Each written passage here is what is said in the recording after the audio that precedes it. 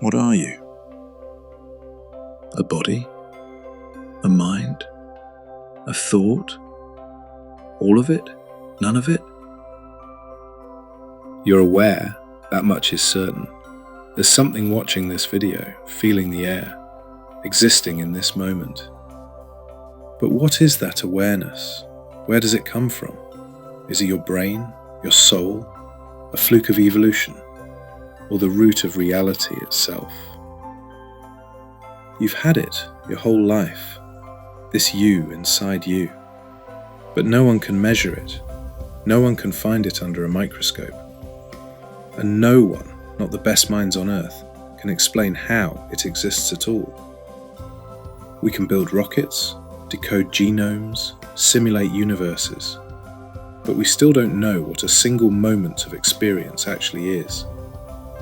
And that's not just strange, that's terrifying. So today we're diving headfirst into the one mystery you can never escape, because it's you. What exactly is consciousness? Consciousness is so familiar, it feels like we should understand it by now. After all, it's the one thing you've had every moment of your life, and yet, try defining it. Is it awareness? Is it the ability to think, to feel?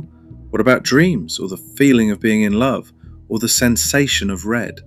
Philosophers have a term for this, qualia, the raw feel of experience. What it's like to taste chocolate, to feel pain. Science can measure your reaction, but it can't measure the experience itself. That's where the real problem begins. See, there are easy problems in neuroscience. How do neurons fire? What part of the brain handles vision? We're making progress there. But there's one problem that refuses to go away. The hard problem of consciousness, posed by philosopher David Chalmers. It asks a very simple question. Why does any of this feel like anything at all? Why doesn't your brain just process information like a computer with no inner world? No one has a good answer, and that's what makes it so deeply unsettling. Most scientists will tell you that consciousness lives in the brain.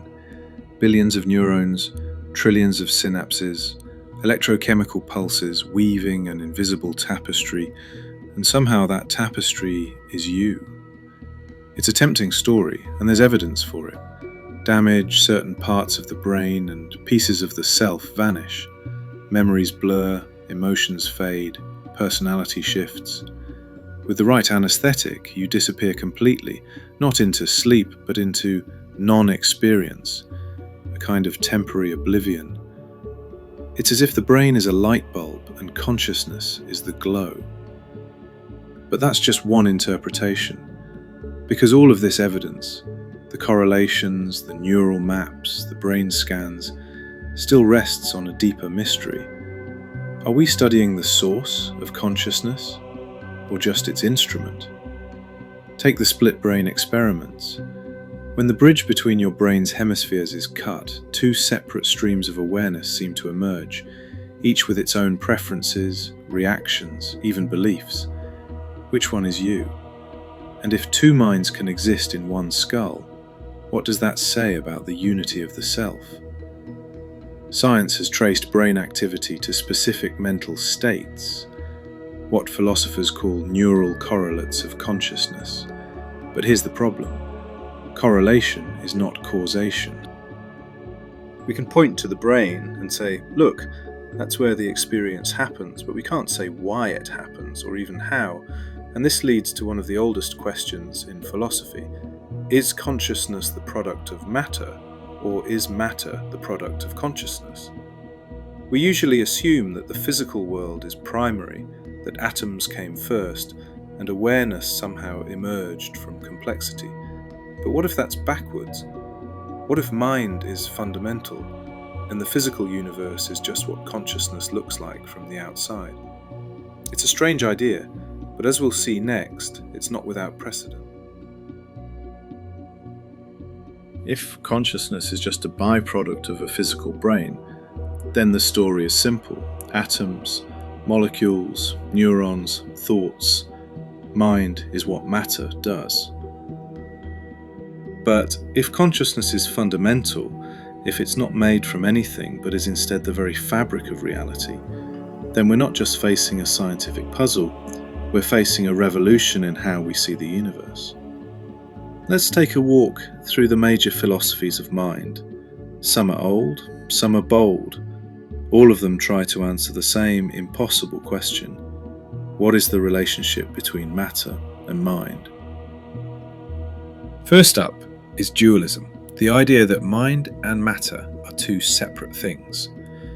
This idea goes back to René Descartes, who famously said, "I think, therefore I am." He believed that consciousness, the mind, was made of a completely different substance from the body. Your thoughts, your feelings, your inner world, they're not physical. They exist in a realm beyond atoms. Meanwhile, your body, your brain, those are part of the material world. Dualism feels intuitive. It matches our experience. We seem to inhabit our bodies, not be them. But dualism has a problem. If the mind is non-physical, how does it push physical buttons? How does an immaterial thought move a very material hand? That gap, the interaction problem, is what caused many philosophers to abandon dualism. Still, it remains alive in popular thought and spiritual traditions. Materialism. Consciousness is just what brains do. This is the mainstream scientific view. It says there's no special mind stuff, no soul, no ghost in the machine. Just neurons firing, information processing, and biochemical complexity. In this view, consciousness is an emergent property. Like how water has the property of wetness, consciousness emerges when brain activity hits a certain level of complexity. It's a tidy explanation, but also a deeply unsatisfying one, because emergence usually makes sense when we can trace it back. We know why a hurricane emerges from warm water and wind patterns. We know why a colony of ants can act intelligently, but no one can explain why subjective experience, being you, emerges from a tangle of neurons. Materialism tries to reduce consciousness to computation, but that leads to its own paradox. If a computer becomes advanced enough, would it feel something? Or is there something in biology, in carbon-based life, that silicon can't replicate? More on that later. Now let's flip that idea on its head and examine the idea of idealism. Idealism says that rather than consciousness being a product of matter, matter is a product of consciousness. According to idealism, reality is like a dream, a shared hallucination inside some vast cosmic mind. We don't perceive the universe, we participate in it as expressions of one infinite awareness. Sound mystical? Sure. But it's not just religion or poetry. Philosophers like George Berkeley and modern thinkers like Bernardo Kastrup argue that consciousness is the only thing we can truly be sure of. Think about it. You can doubt your body, your memories, even this video, but you can't doubt that something is experiencing all this. Idealism says that something is the only true substance of reality. Everything else, space, time, particles, is downstream. Now let's look at some of the more out there ideas, starting with Panpsychism, the idea that everything has consciousness, even atoms. This view tries to bridge the gap. Panpsychism says if consciousness can't emerge from non-conscious matter, maybe it's always been here. Maybe every particle has a tiny spark of experience. Not a soul, not a personality, just the barest glimmer of awareness. Put enough particles together, and those tiny sparks combine into the rich tapestry of human consciousness. It sounds wild, but this idea is gaining traction, even among neuroscientists and physicists. Thinkers like Philip Goff and Christoph Koch are exploring it seriously. Panpsychism offers a kind of cosmic democracy. Not everything is conscious like us, but everything participates in consciousness. It avoids the problem of emergence by denying that consciousness ever emerges at all. And then there's integrated information theory, a scientific model with philosophical punch. Proposed by neuroscientist Giulio Tononi, IIT tries to measure consciousness mathematically. It suggests that consciousness arises from how much information a system integrates. According to IIT, even a thermostat might have a flicker of consciousness, while the human brain, with its vast integration, experiences something far richer. Critics argue it's hard to test, but it's one of the few theories that tries to explain both what consciousness is and why it feels like something. And lastly, there's global workspace theory, consciousness as an attention spotlight. This theory imagines the brain as a giant stage. Many unconscious processes happen backstage: memory, perception, language. But when something gets broadcast onto the stage, when it enters the global workspace, it becomes conscious. This explains why you can drive for 10 minutes on autopilot. Your brain was busy backstage and only brought things into the spotlight when needed. But like all models, it explains the mechanics, not the mystery. We still don't know why the spotlight shines at all. So, mind over matter or matter over mind? Each theory tries to explain the same impossible thing: how subjective experience can exist inside an objective universe. Some say consciousness is a trick. Some say it's a glitch. Others say it's the only real thing in existence. And yet, no theory has ever truly solved it. If mind comes from matter, we're left wondering how physical stuff learns to feel. But if matter comes from mind, then we may be living in a dream. Not metaphorically, but literally. What do you believe? Let me know in the comments. And if you're enjoying it so far, please leave a like and consider subscribing. But we're not done yet, because now that we've explored the theories, it's time to push the envelope even further. Let's talk about AI, animals, and the terrifying question of what else might be conscious. If we can't define consciousness, how can we ever detect it? We know we're conscious, or at least we think we are. But what about a dolphin, a dog, a newborn baby, a robot, a swarm of bees? The deeper you look, the fuzzier the line becomes.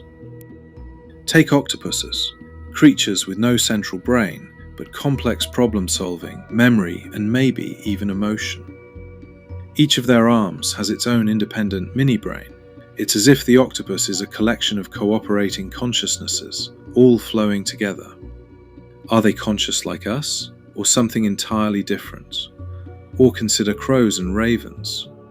They mourn their dead, they solve puzzles with tools, they even seem to teach each other. What does that feel like from the inside? And then there's the unsettling frontier, artificial intelligence. If we build a machine that talks like a human, learns like a human, even begs not to be turned off, is it conscious? Or is it just an imitation, a mirror without a mind? Alan Turing proposed a test for intelligence. If a machine could fool a human into thinking it was human, it passed. But consciousness isn't about being fooled, it's about feeling. And feeling, by its very nature, is invisible from the outside. This is called the problem of other minds, not just for machines, for everything. You can't know that anyone else is conscious, not your dog, not your best friend, not even your mum. You just assume they are, because they behave like you do.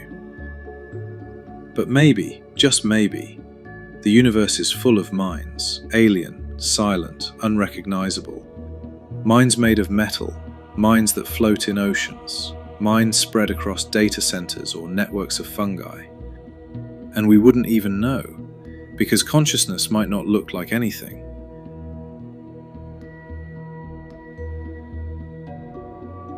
Most scientists treat consciousness like a side effect, a weird little glow that appears when brains get complicated enough. But what if they've got it backwards? What if consciousness isn't something the universe makes, but something the universe comes from? That's the idea behind a model proposed by physicist Tom Campbell.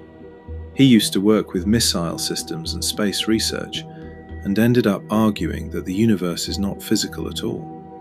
It's virtual, like a simulation. And you're the one playing.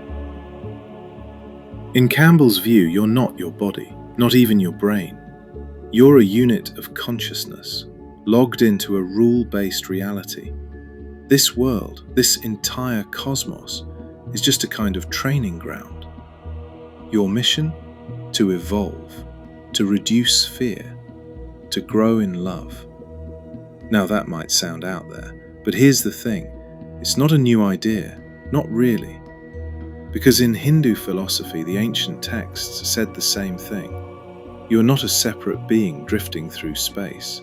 You are Atman, the self, and you are Brahman, the whole. In Buddhism, the self is an illusion, a pattern, a flow. You're not a static thing. You're an unfolding process. Both traditions say consciousness is not something inside the universe.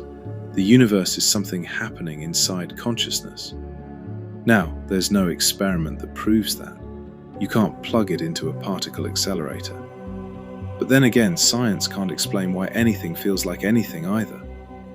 The hard problem of consciousness still stands. We can measure brain waves, but we still can't explain the taste of chocolate or the ache of heartbreak. So maybe Campbell's not wrong. Maybe you're not just observing reality. Maybe you're helping to create it. Maybe that quiet, private thing behind your eyes is more than just a trick of biology. Maybe it's the original spark, the thing the universe needs in order to be. And then there are the places where consciousness starts to blur. What exactly is a dream? You're unconscious, but not gone. Your brain creates worlds, narratives, entire lives. And for a while, you believe them. You can wake from a dream feeling love, fear, regret. You can cry for people who never existed. So what was that? A glitch? A simulation inside the simulation? And what about psychedelics? People who take them often describe things beyond description. A feeling of ego death, a merging with everything, or even the sense of speaking to something. Some scientists say it's just the brain misfiring.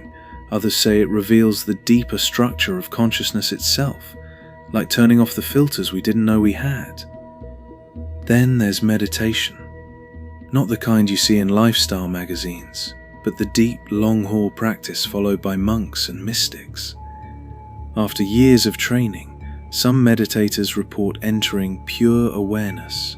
No thoughts, no emotions, no body, just presence. It's the kind of experience that makes people say, I am not my mind. I am not my memories. I am the thing that watches all of it. So where does consciousness begin? Where does it end? Is it locked in your skull? Or is it reaching outward? What if you're not a brain that happens to be aware, but awareness that happens to be human?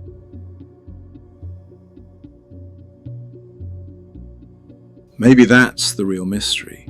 Not what consciousness is, but what it means.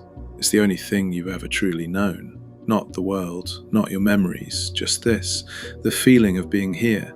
Everything else, the stars, the atoms, the galaxies, you've only ever seen them through the lens of awareness. And yet, that awareness is still a black box.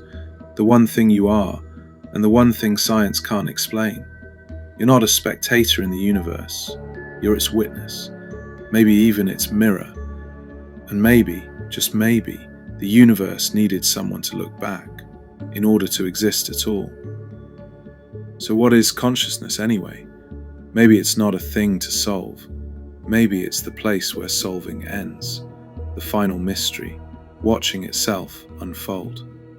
Subscribe to Stellar Stories for more questions that might never have answers, and more answers that might change how you see everything. Hey, I'm Simon Evans. I write sci-fi and make videos about the weird and wonderful side of the universe.